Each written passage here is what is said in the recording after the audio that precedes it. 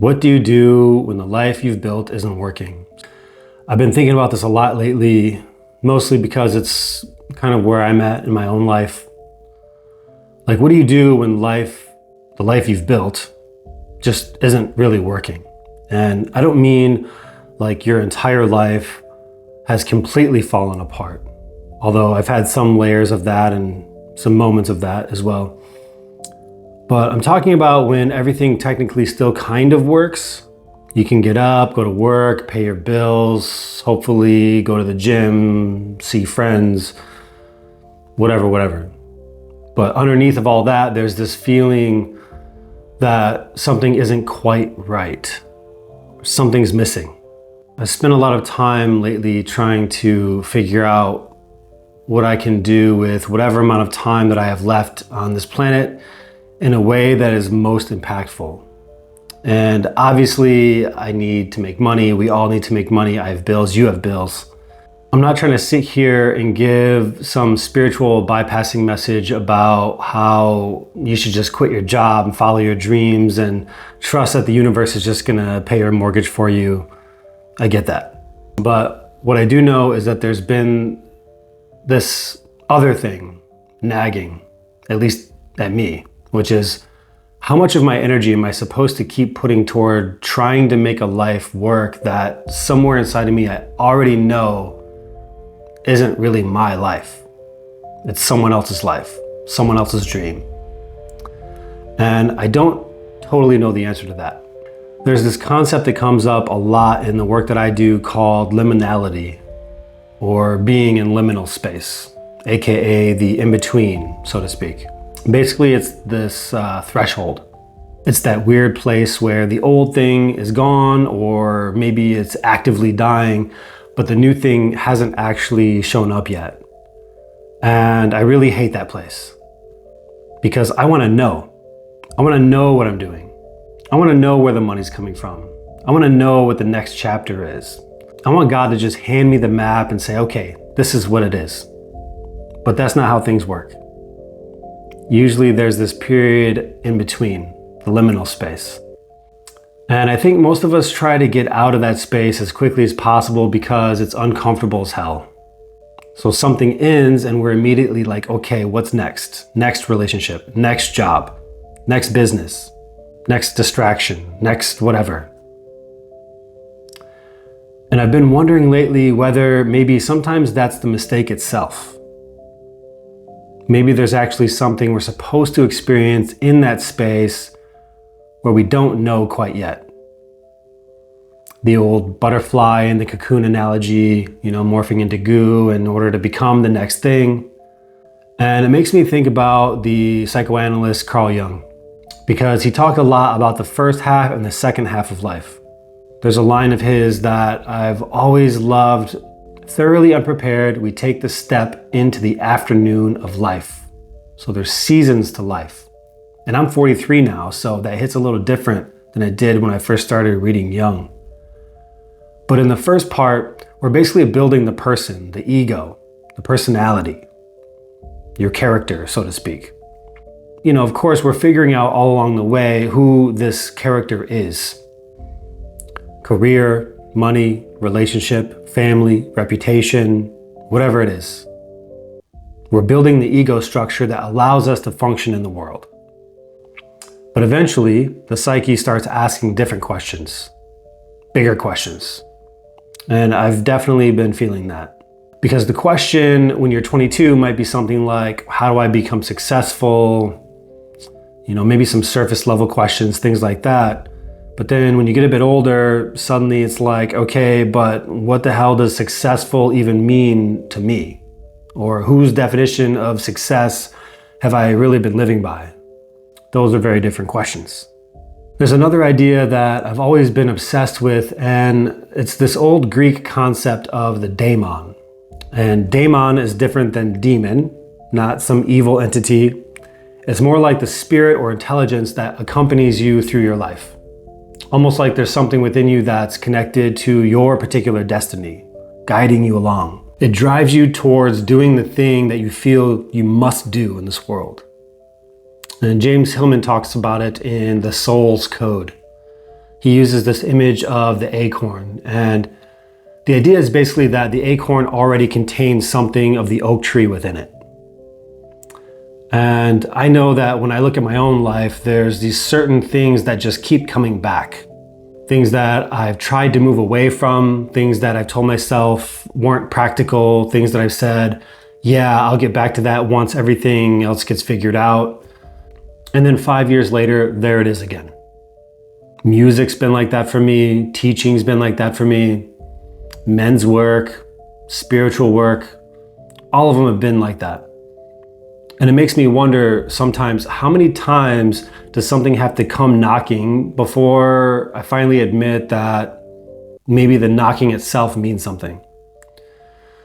Maybe that's the daemon, that spirit voice reminding me to not forget the biggest purpose in my life. Maybe that's just psychology, or maybe that's God. And it actually reminds me of something Malidoma Somé would say.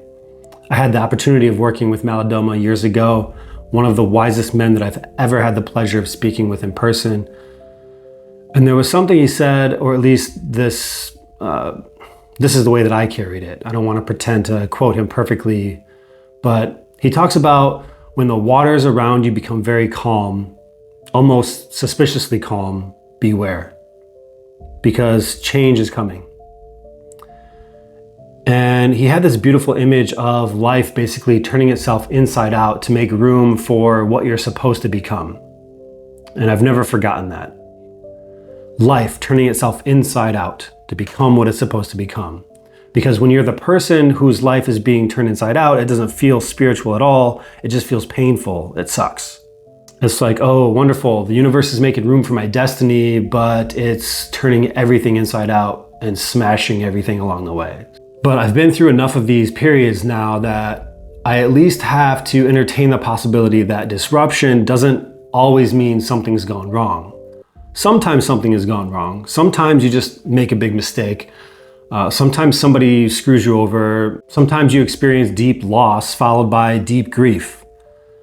Not everything needs to be some mystical sign, but I also don't want to go as far in the other direction and stop asking the question, which is, what is life trying to do with me here in this moment?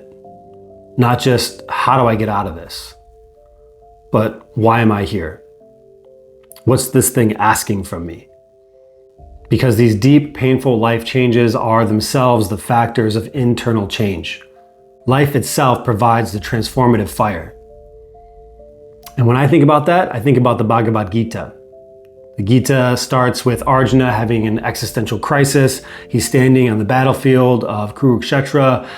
He looks across the battlefield and he sees people that he knows. Family, teachers, uncles, cousins, people that he loves. And he's basically like, no, I can't do this. I can't follow through with this war. He drops his bow. And then this whole conversation takes place between him and Krishna, representing God. What is actually yours to do? What belongs to your path? There's this teaching in the Gita that says, essentially, it's better to live your own dharma imperfectly than to perfectly live somebody else's. And that's difficult because somebody else's dharma might pay much better. Somebody else's life might come with health insurance. Someone else's life might make your parents very happy and proud of you, whereas yours may not. Somebody else's life might look really good on paper. And then there's this weird thing inside of you saying, yeah, but that's not quite it. And this is where I think we have to be really discerning, because every impulse isn't dharma, aka your deepest life work. Sometimes I don't want to do something because I'm afraid, or I don't want to do work because I just don't feel like it. That's not necessarily my soul communicating with me. So the question becomes, how do I actually know the difference? How do I know when I'm following something real versus just rationalizing my own avoidance? I don't have a perfect answer for that. I'm literally trying to figure that out on my own right now. And for the last 43 years. There's another story that comes to mind here, and it's Jonah. I love looking at these mythical stories psychologically because you don't necessarily have to argue about whether somebody was literally swallowed up by a whale to see what's happening in the myth. So Jonah knows where he's being called, and he goes the complete opposite direction, just like most humans tend to do, which I can relate to. He gets on a ship, and then the storm comes. And I think there's something really interesting about that, symbolically. Because what happens inside of us when we're continually moving against something that we know, maybe the storm isn't God punishing Jonah. Maybe psychologically the storm is what happens when your outer life and your inner life start moving in opposite directions. Eventually, there's tension. Eventually, something has to give. And then Jonah gets swallowed up. He goes down into the darkness, into the belly of the whale. Everything stops, and there's nowhere else to run. And then eventually he comes back out and has to face the exact thing he was running from in the first place. And I've had periods in my own life that felt just like that. I mean, there's part of me right now that thinks about that whole idea of burning the ships. You know, burn the ships and now you're fully committed, no going back. No keeping one foot over here because you're scared that the other thing isn't going to work. But I also think that's where the stuff can get dangerous, because burn the ships sounds really cool on Instagram. And sometimes it is courage. Sometimes it's just impulsivity. Impulsivity that's just like wearing a spiritual costume. Most of us have bills. Some of us have kids, mortgages, families. Real responsibilities. So I'm definitely not sitting here saying everybody should go quit their jobs tomorrow because they watched this video and now they've discovered their daemon, their life's purpose, the deepest passionate purpose in life. Please don't do that. Maybe burning the ships isn't even the right metaphor. Maybe sometimes you keep the old bridge intact while you start putting actual effort into building another one. Maybe it's an hour every morning. Maybe it's just finally putting the actual pen on the actual paper. Maybe you start making music again.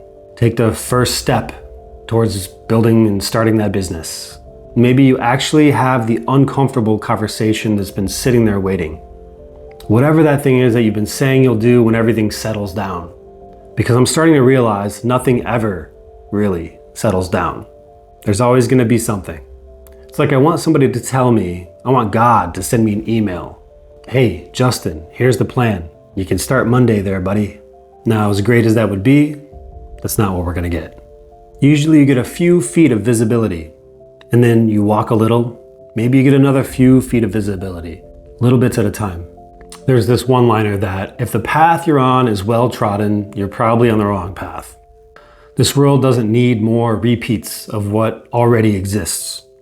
The world needs your particular flavor of medicine, your particular style, your uniqueness, the way that you do things.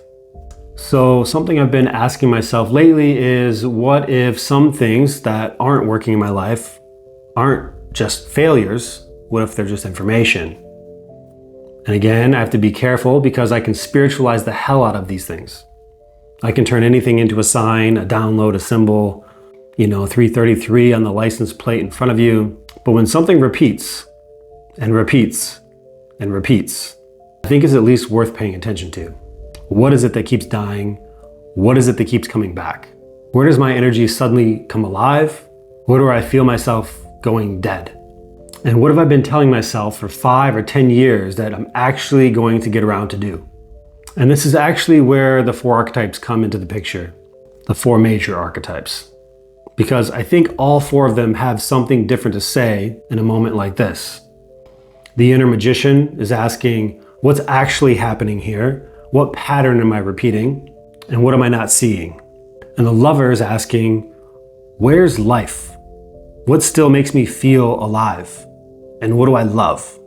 Meanwhile, the warrior is asking, okay, what the hell are we going to actually do? What actions am I going to commit to? Because you can effort to understand yourself forever, and I've done plenty of that. Contemplation, meditation, circling. But at some point, something has to move. And then there's the king, asking the larger questions. What am I responsible for creating with this life? What am I here to generate? What kind of kingdom am I actually building? And I think that's where integration comes in. Because I don't want my warrior making every decision. I'll probably end up blowing my life up. And I don't want my magician making every decision either, because I'll sit around analyzing the shit for the next 15 years. The lover alone might just follow impulsivity, whatever feels good in the moment. And then the king, without any of the others, might just build something impressive that I don't actually really feel anything about. So maybe the work is learning how to sit somewhere in the middle of all that, to actually listen. And I don't really have a nice ending for this. I actually don't want one, because I'm recording this while I'm still in the middle of it all. I don't know exactly what I'm doing next. I don't know what my deepest life work is gonna be and what it looks like. Part of me wants security, part of me wants freedom, part of me wants to just be the artist. And then the other part of me is like, dude, just stay safe within a safe job. And all of those voices are real. But underneath, there's something quieter. And I think that's what I'm trying to hear right now. I think that's the daemon, the deepest purpose guiding me through life. You could call it soul, you could call it God, you can call it intuition. I don't really care what we call it, but I think most of us know what it feels like when we've been ignoring it for too long. There's just this feeling like your life technically belongs to you, but somehow you haven't really been living it. So maybe that's the question that I'm sitting with right now. Maybe I don't need to figure out how to make the old version of my life work. Maybe I just need to ask, what is this part of my life actually asking me to become?